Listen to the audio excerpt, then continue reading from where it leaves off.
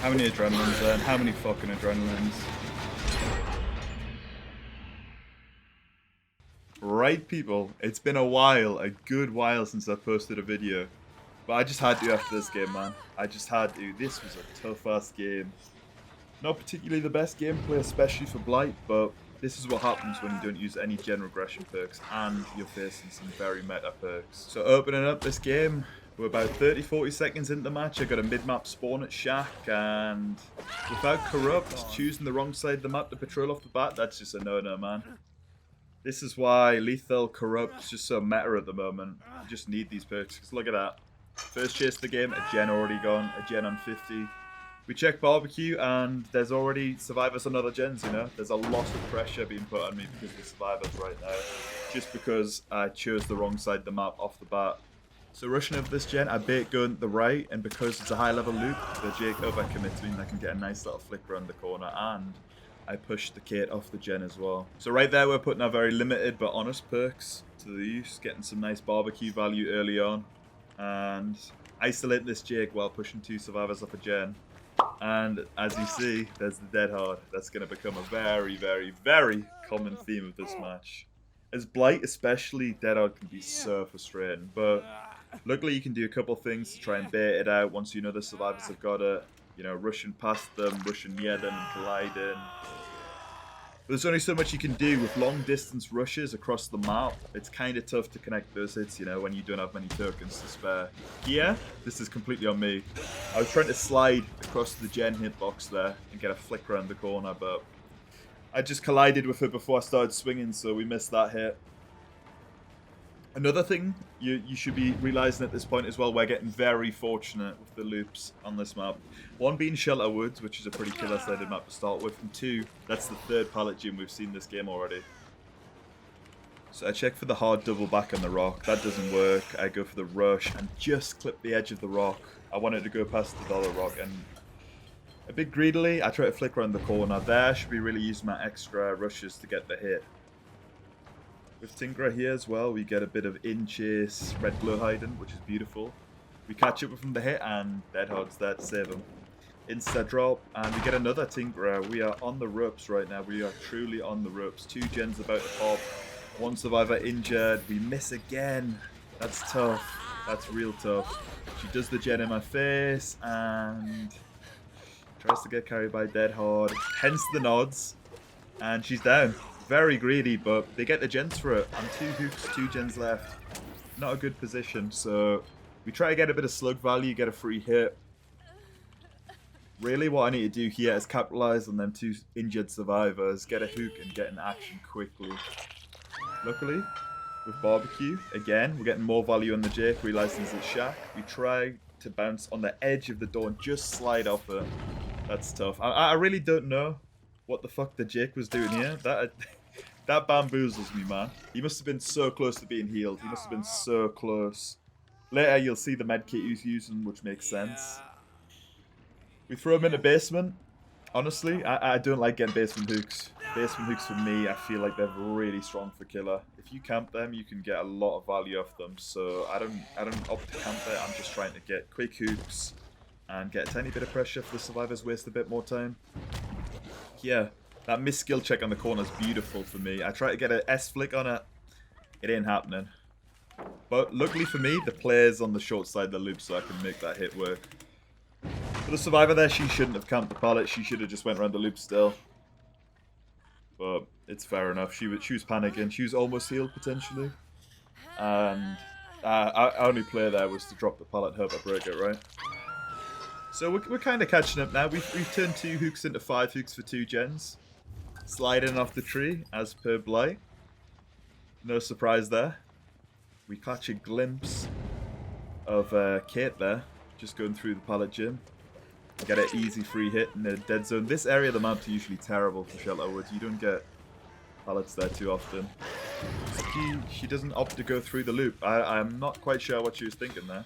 The pallet's not there, but she can still make it harder for me. She just runs in a line, W keys. So there's another Tinkerer in the game. This should be down to 1 gen left. And if I was paying a little bit more attention here, I could see Jake going off the gen and barbecue. He's perfectly hid behind it until the last second.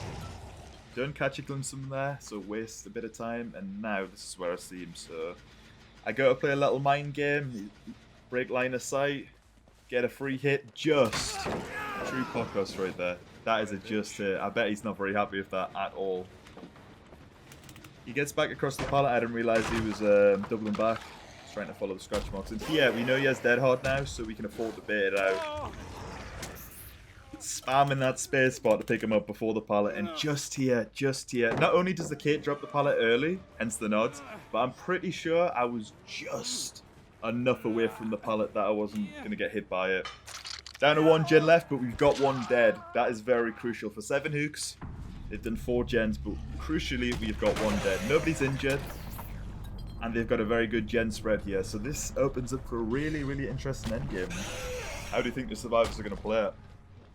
They've got 2 gens and they've got 1 gen. Obviously, you'd want to play the 1 gen, right? But we find somebody on the 2. I have no idea what I was trying for there. Truly, no clue. With these add-ons, I can get out a rush quickly, so I can afford to swing like that and miss. We play Shack pretty well, so we can get insta drop of God Pallet. And we're straight back into action with the kit. This should be an absolutely easy hit. But that's me. As Blight, you want to swing as close to the survivor as possible, so the hitbox is just an insta hit, basically. As you've seen a lot with this game, it's a lot of my hits are coming from mind games rather than actual good Blight play. Like, truly. Yeah, should be another hit. Dead hard. Saves. That's all 4 survivors of Dead Hard right there. We know. We've seen it all. So now we can play around it. Because they've got Dead Hard and we know they've got Dead Hard, they're only going to play me once. Especially if these loops. And there's the last Tinkerer. We only got 7 hooks for Tinkerer. That's tough. That is truly tough, man. But Quentin reveals that it's not a 2-man gen, so I can make it here just in time. As a rule with Tinkerer, it usually for a 2-man gen will just pop before the full undetectable of Tinkerer's over. So I knew I had enough time to make that. Yeah, it's the last stand. Tinkerer gen, we know where all 3 survivors are. This is the last stand of the game. We need to defend this gen and make some aggression happen. But as you can see, look how greedy the survivors are. Just running into the gen, trying to get taps on it to finish it. I mean, it's done. That gen's done. That's 99% done. Again, defending the gen. Look at this from Quentin. So greedy. So goddamn greedy. Look at this setup. We get trapped between 2 trees there. We go for the swing. Quentin's trapped between 2 trees. No idea what's going on there. The desperate rush back to the gen. It's not done. Thankfully, it's not done. 2 injured survivors as well. We can wait out the Dead Hard. We can make this happen, thankfully. This is where the sweat comes. That must have been so close. So close for them winning. So close. And my fear was I was going to have 3 adrenalines. I was going to have just a 1k. That was the best. Maybe if I play it well, get a 2k. My god, that must have been so close from Quentin. That must have been so close. And now I can afford to just mess around, you know? There's 1 survivor up on the feet. We know it's going to take them at least, I don't know, 18 seconds to do a gen if they hit Tinkerer. I don't know what the exact number is. So we can afford to just play a ball here, sit around the gen, let it regress a second, and then pick up Quentin whenever we need you to hook him. Seeing if we can find Michaela. We don't. Just waiting for the gen to regress. It takes ages to regress behind Tinkerer. We see scratch marks in the distance, so we know she's not doing anything productive, and she's quite far away. She's not going to get that gen if she runs in instantly, basically, I'm looking for. That's Quentin on hook. That is our 10th hook of the game. Not dead on hook now. Everybody is dead on hook. Try to find Michaela, but we ain't having no luck. Check where the scratch marks were. I see that bird in the distance and think, oh, was that me? Was that her? Either way in this scenario, we check the gen. That's the only way we're going to lose this scenario. Quentin decides to give up. Hatch plays. With the new update as well, Hatch isn't in play. We catch a glimpse of our enemies in that pallet, and we get the distance with a couple of mind games, wait out the Dead Hard, and that's a victory for Blight. That is a victory. The nods were well deserved because that was an intense match.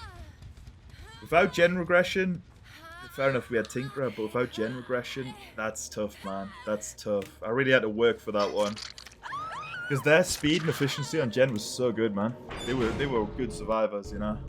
For me with Blight, I'm just looking to have fun, you know. I'm not running the most meta perks because a lot of Blights run sweaty perks. Honestly, I love playing against Blights as Survivor, but they run the most boring builds, Rune and Dying, Pop, Corrupt, Tinkerer. It's just not fun. So I'm trying to learn the killer while also making it a fun experience for the survivors. As you can see, look at the builds. Everybody has Dead Odd. A couple of DSs in there. Luckily, we avoided them. That is very fortunate, you know. If we get hit by a DS, I think that game's over. Also, a bit of karma for the Jake. Look at the med kit, first of all. Insta heal on a purple? Don't know about that one, like. And he brought map offering. I am really against map offerings, personally. I think they're pretty bullshit. If we get Grun Storehouse from the Macmillan's offering, game over. But you get Shelter Woods, probably one of the best killer maps. Very fortunate for me. Very fortunate for me.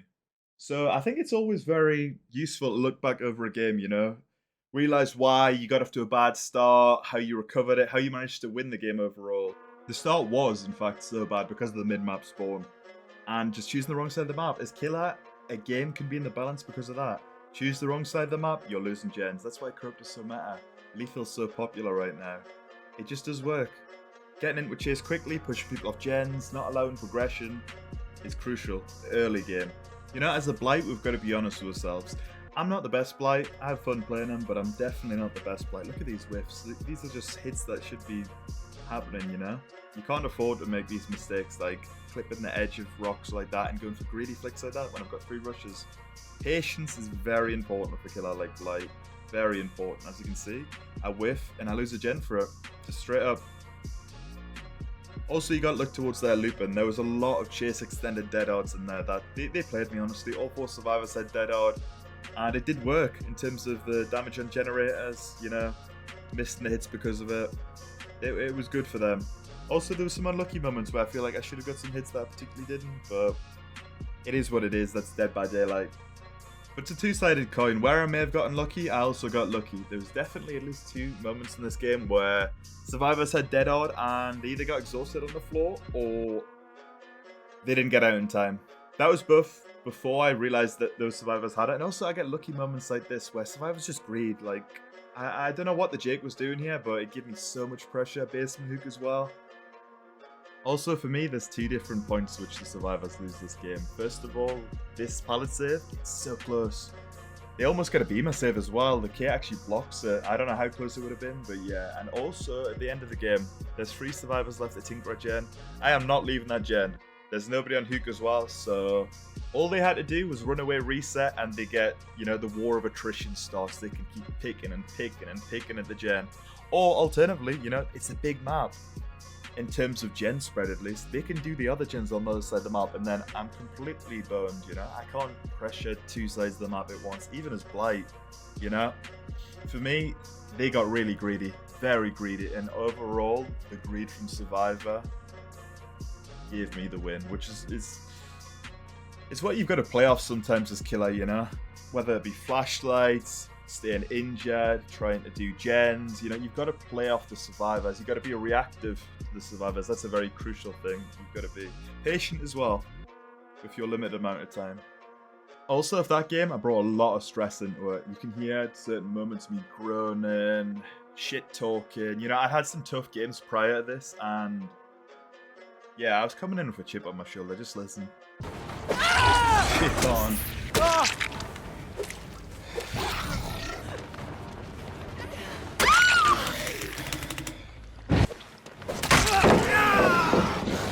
Try, bitch. Oh, fuck!